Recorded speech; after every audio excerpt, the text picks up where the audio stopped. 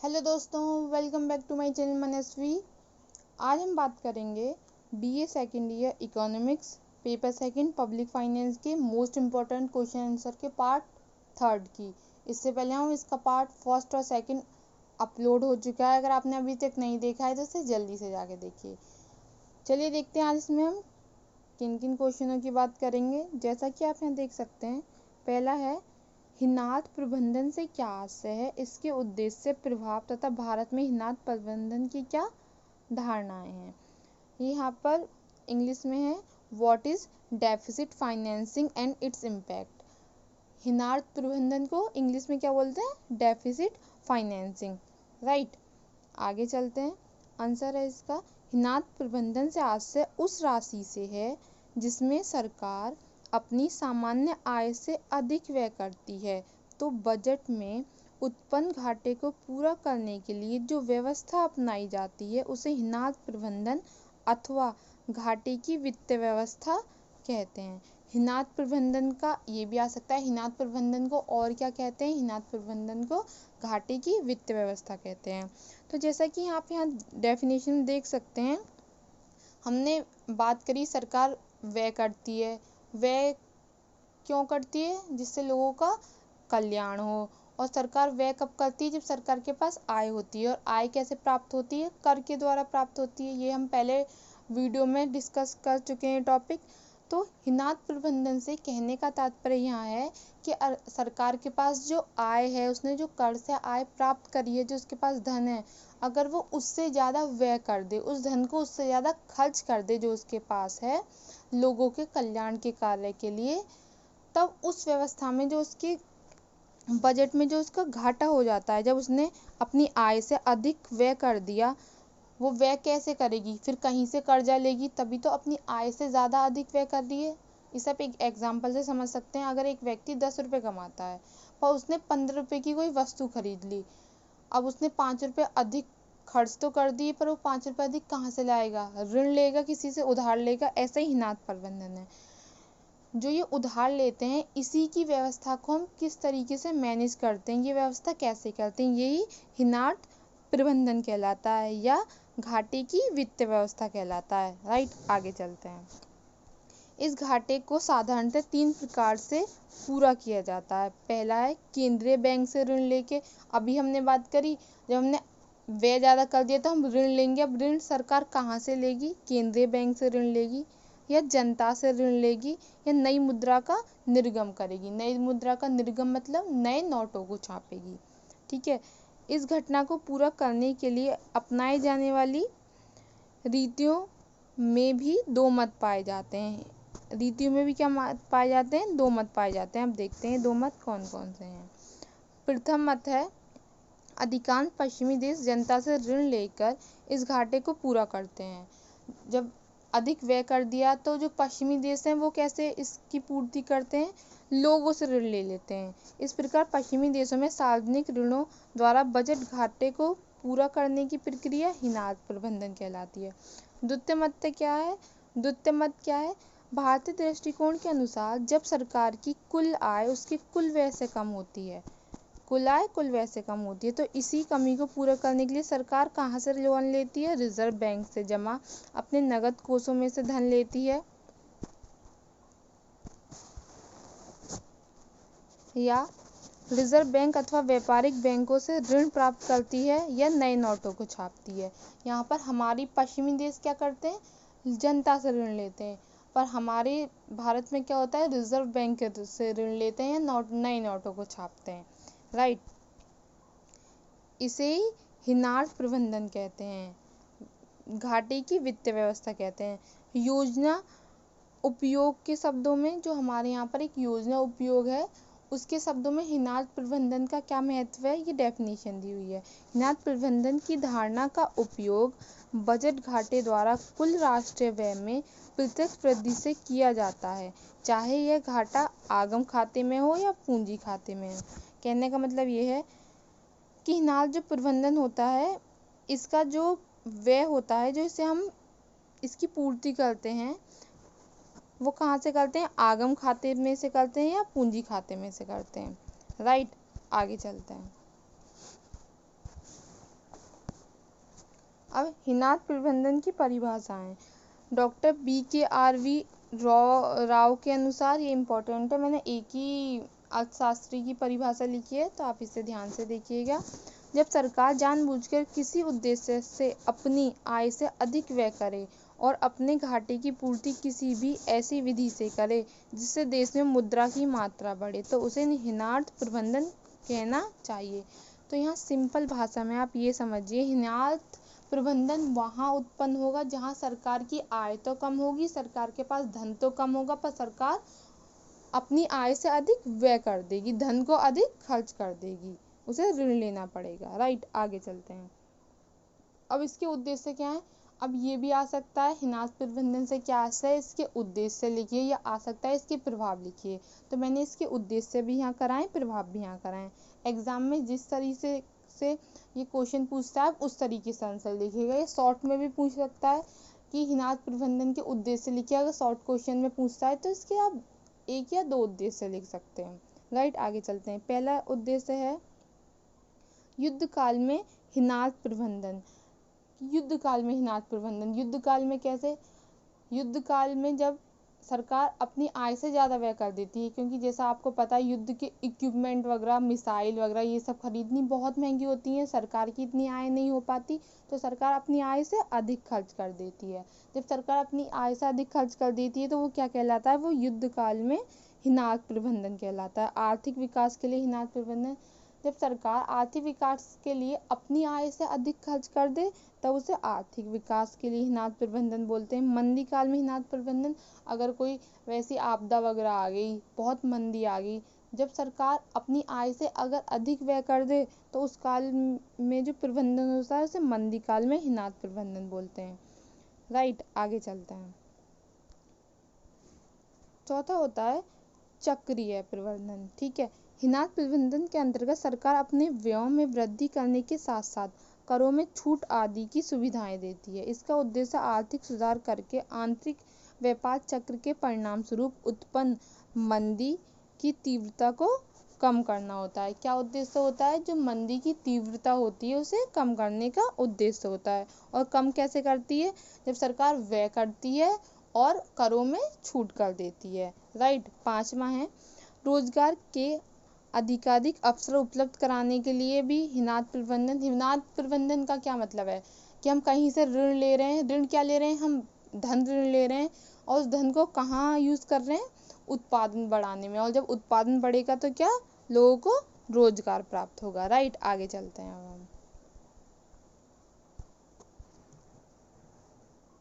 अब इसके प्रभाव हैं। क्वेश्चन में ये भी आ सकता है कि हिनात प्रबंधन के प्रभाव लिखिए, उद्देश्य ना पूछ के प्रभाव देखते हैं। और प्रभाव भी क्या है? अर्ध विकसित देशों के लिए, क्योंकि हमारा देश क्या है? विकासशील देश है। तो हम किसके लिए पढ़ेंगे? विकासशील या अर्ध विकसित देशों के लिए पढ़ेंगे। तो पहला क्या है? घाटे की वित्तीय व्यवस्था और मूल्य स्तर। तो घाटे की वित्तीय व्यवस्था और मूल्य स्तर में सबसे पहला क्या आता है? उपलब्ध वस्तुओं का अभाव। जब मूल्य स्तर, हिनात प्रबंधन होता है जब सरकार ऋण ले लेती है। ठीक है, हिनात प्रबंधन में क्या होता है?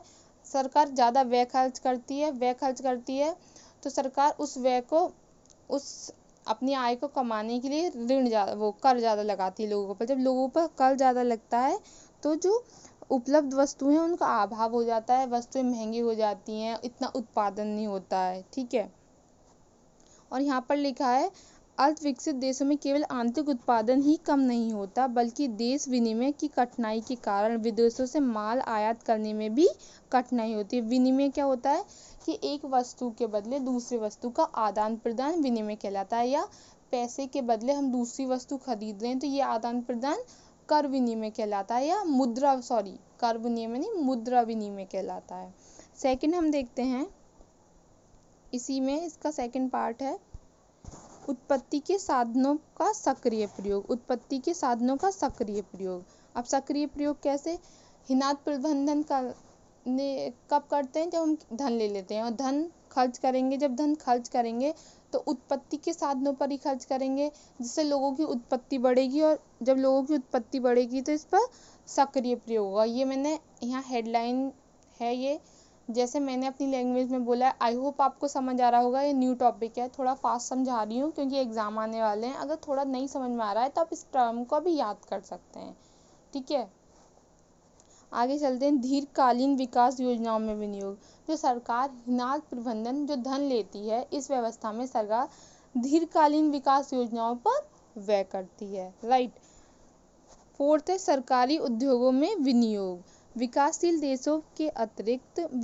देशों में अतिरिक्त मुद्रा सृजन का पर्याप्त मात्रा में विनियोग सरकारी उद्योगों में किया जाता है, जिससे देश में उत्पादन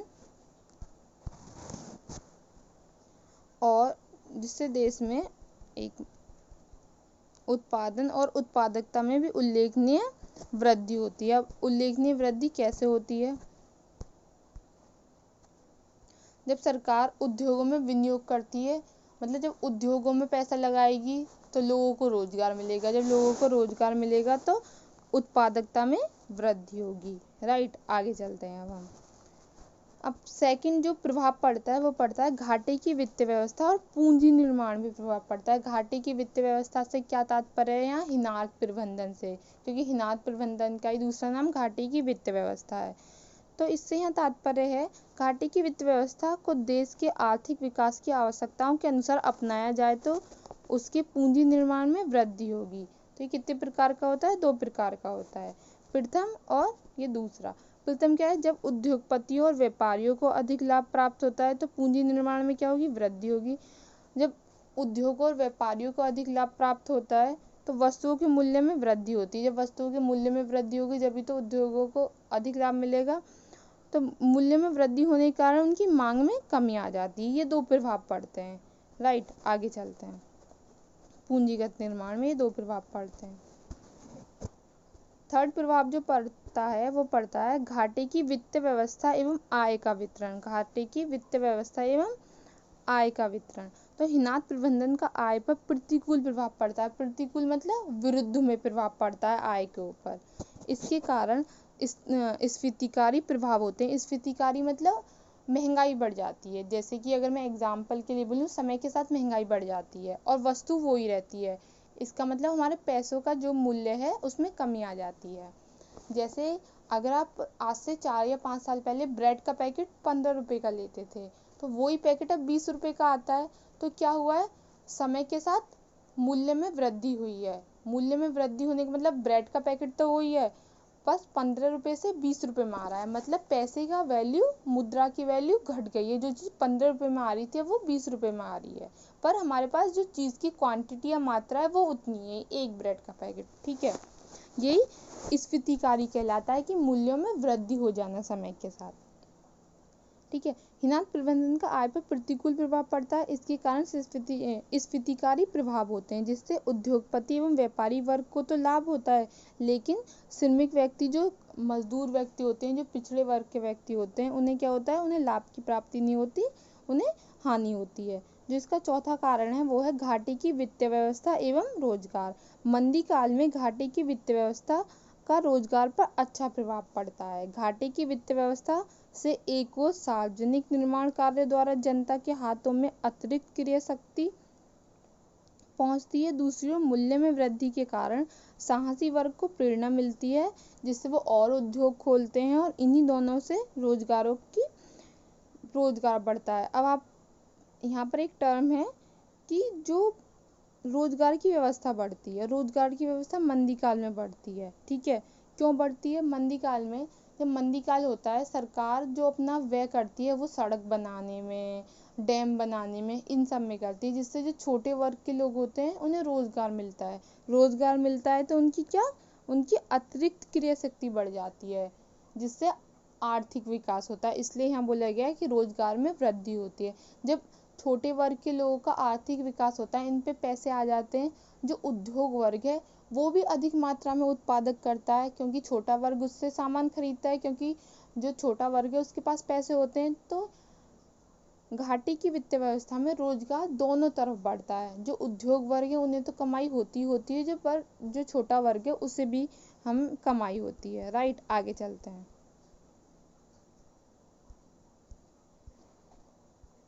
भारत में हिनाद प्रबंधन।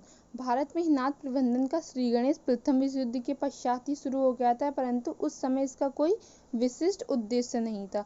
ये यहाँ पर शॉर्ट क्वेश्चन में भी आ सकता है, भारत में हिनाद प्रबंधन से क्या तात्पर्य है। ठीक है, यहाँ पर मैंने हेडलाइन लिख दी, शॉर्ट क्वेश्चन में आ सकता है।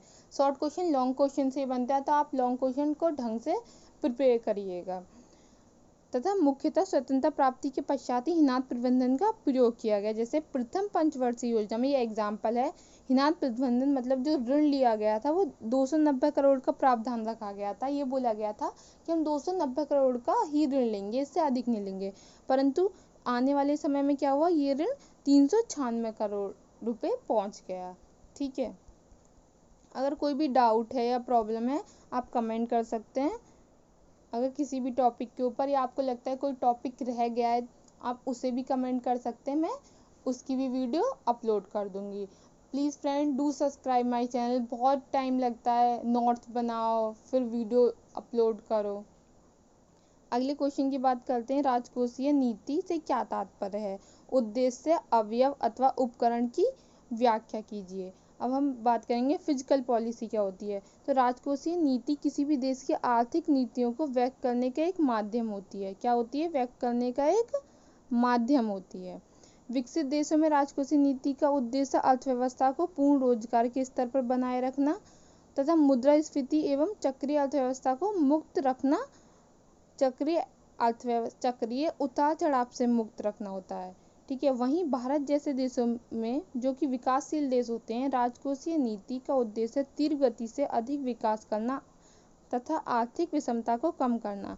अगर हम सीधे शब्दों में बोलें तो राजकोषीय नीति का जो हमारे विकसित देश हों चाहे विकासशील देश हों भारत जैसे, एक ही मतलब होता है कि किसी भी देश की आर्थिक विकास, अधिक से अधिक आर्थिक विकास कैसे किया जाए। अधिक से अधिक आर्थिक विकास करने में जितनी भी चीज़ें यूज होती हैं कि सार्वजनिक ऋण लिया जा रहा है, लोक व्यय किया जा रहा है, इन सब का अध्ययन इन सबको हम किस में देखते हैं, ये व्यवस्था हम किस में देखते हैं, राजकोषीय नीति में देखते हैं। राइट, तो ये डेफिनेशन दी है एक ऑर्थर स्मिथ के अनुसार है, राजकोषीय नीति वह नीति है जिसके अंतर्गत सरकार अपने व्यय एवं आगम के कार्यों का उपयोग राष्ट्रीय आय, उत्पादन तथा रोजगार पर वांछित प्रभाव, वांछित मतलब अच्छे प्रभाव डालने तथा अवांछित प्रभावों को रोकने के लिए करती है। ठीक है, ये डेफिनेशन से समझ में आ रहा है कि सरकार अपने आय और व्यय को इस प्रकार करती है कि लोगों का कल्याण हो। सिंपल भाषा में इसका मतलब ये है। राइट, आगे चलते हैं। इसके क्या उद्देश्य हैं। पूंजी निर्माण को बढ़ावा मिलता है। पूंजी निर्माण मतलब उद्योगों को बढ़ावा मिलता है जब सरकार व्यय करती है। आर्थिक विकास की दर बढ़ती है।